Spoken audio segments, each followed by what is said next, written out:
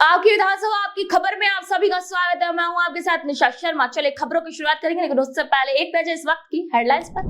पावटा में 108 कुंडीय महामृत्युंजय रुद्र महायज्ञ में हुआ पूर्ण आहुति कार्यक्रम। केंद्रीय गृह मंत्री श्री अमित शाह के साथ शामिल हुए मुख्यमंत्री श्री भजनलाल शर्मा। पावटा में बोले मुख्यमंत्री श्री भजनलाल शर्मा, प्रधानमंत्री श्री नरेंद्र मोदी के मार्गदर्शन में हो रहा है राजस्थान का विकास। मुख्यमंत्री श्री भजनलाल शर्मा ने चैत्र नवरात्र की नवमी पर की मां दुर्गा की आराधना, कन्याओं का पूजन कर उन्हें भोजन ग्रहण करवाया। धोद विधानसभा को मिली बजट सौगातों से क्षेत्रवासियों में खुशी, मुख्यमंत्री श्री भजनलाल शर्मा का जताया आभार। चलिए अब खबरों पर बात करते हैं विस्तार से। खबरों की शुरुआत करते हैं कोटपुतली से, जहां कोटपुतली के पावटा में बाबा बालनाथ आश्रम में 108 कुंडीय महामृत्युंजय रुद्र महायज्ञ में पूर्ण आहुति कार्यक्रम में देश के गृह मंत्री श्री अमित शाह समेत मुख्यमंत्री श्री भजनलाल शर्मा शामिल हुए। इसी के बाद श्री अमित शाह और मुख्यमंत्री श्री भजनलाल शर्मा कोटपुतली जिले के पावटा गांव पहुंचे। यहाँ बाबा बालनाथ की समाधि स्थल पर दर्शन किया और बाबा के चित्र पर पुष्प अर्पित कर उन्हें नमन किया। परिसर में स्थित शिव मंदिर में भी उन्होंने आरती की और इसी अवसर पर राजस्थान के मुख्यमंत्री श्री भजनलाल शर्मा ने कहा कि हम सौभाग्यशाली हैं कि हमें यशस्वी प्रधानमंत्री श्री नरेंद्र मोदी के मार्गदर्शन में काम करने का मौका मिला है। पीएम मोदी देश ही नहीं बल्कि दुनिया को भी राह दिखा रहे हैं। मुख्यमंत्री श्री भजनलाल शर्मा ने रविवार को चैत्र नवरात्र की नवमी के पावन अवसर पर मुख्यमंत्री निवास पर सह परिवार मां दुर्गा का पूजन किया। उन्होंने मुख्यमंत्री निवास परिसर स्थित राजराजेश्वरी मंदिर में पूर्ण विधि विधान से पूजा अर्चना की और हवन में पूर्ण आहुति देकर देवी मां की आराधना भी की। श्री शर्मा ने देवी स्वरूपा कन्याओं का विधिवत पूजन किया और उन्हें भोजन भी ग्रहण करवाया।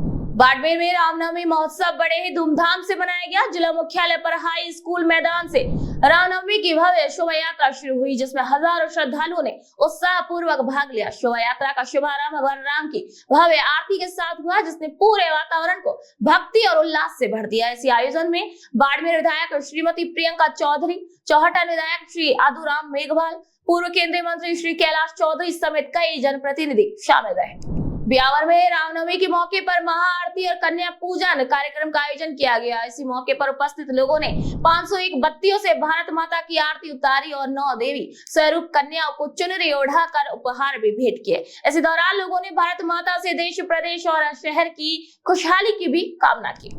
चाकसू कस्बे में रामनवमी के अवसर पर श्री रामनवमी महोत्सव समिति और विहिप के तत्वाधान में भव्य शोभा यात्रा निकाली गई, जिसमें बड़ी संख्या में लोगों ने भाग लिया और इसी दौरान जय श्री राम के नारों से पूरा वातावरण गूंज उठा। शोभा यात्रा का कस्बे में जगह जगह पुष्प वर्षा कर स्वागत किया गया, जिसने श्रद्धालुओं को उत्साह से भर दिया। धौद विधानसभा क्षेत्र की लोसल उप तहसील को तहसील में, सामुदायिक स्वास्थ्य केंद्र को उप जिला अस्पताल में कर्मोन्नत करने और लोसल नगर पालिका को डी श्रेणी से सी श्रेणी में कर्मोन्नत करने की सौगात से क्षेत्रवासियों में खुशी का एक माहौल है। मुख्यमंत्री श्री भजनलाल शर्मा, विधायक श्री गोवर्धन वर्मा का आभार जताने के लिए सम्मान समारोह का भी आयोजन किया गया। इसी मौके पर कस्बे के मुख्य मार्गों से विधायक को रथ में बिठाकर विशाल जुलूस भी निकाला गया। रामनवमी के मौके पर डूंगरपुर शहर में भव्य शोभा यात्रा निकाली गई। इस शोभा यात्रा के दौरान पूरा डूंगरपुर श्री राम में हो गया। भजनों की धुनों पर युवा नाचते रहे और जय श्री राम के जयकारे लगाते रहे।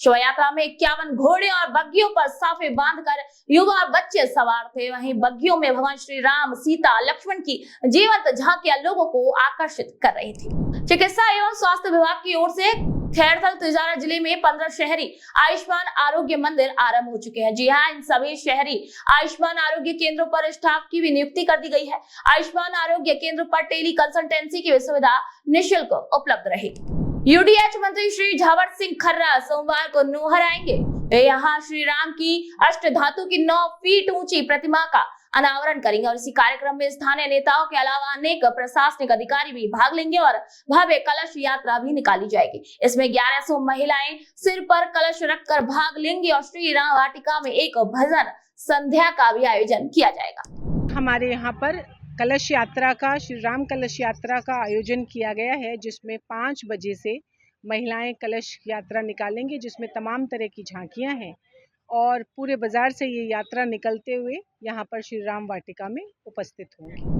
जोधपुर में रामनवमी महोत्सव बड़े धूमधाम से मनाया गया, जहां घंटाघर से शोभा यात्रा का आयोजन श्री रामनवमी महोत्सव समिति द्वारा किया गया। इस अवसर पर केंद्रीय मंत्री श्री गजेंद्र सिंह शेखावत और राजस्थान कैबिनेट मंत्री श्री जोगाराम पटेल ने राम दरबार की पूजा अर्चना की। यात्रा में राम चरित्र और धार्मिक झांकियां निकाली गई, जिसका पुष्प वर्षा कर भव्य स्वागत किया गया। ब्यावर शहर में चैत्र नवरात्र के आखिरी दिन रामनवमी का पर्व उत्साह और उमंग के साथ मनाया गया।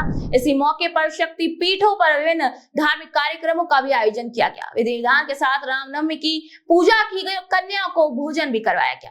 कई स्थानों पर राम दरबार की आकर्षक झांकी सजाई गई। शहर के आशापुरा माता मंदिर में भी विधि विधान से हवन यज्ञ का भी आयोजन किया गया। तो आपकी विधानसभा आपकी खबर में इतना ही। फिर आपसे मुलाकात होगी, तब तक के लिए नमस्कार।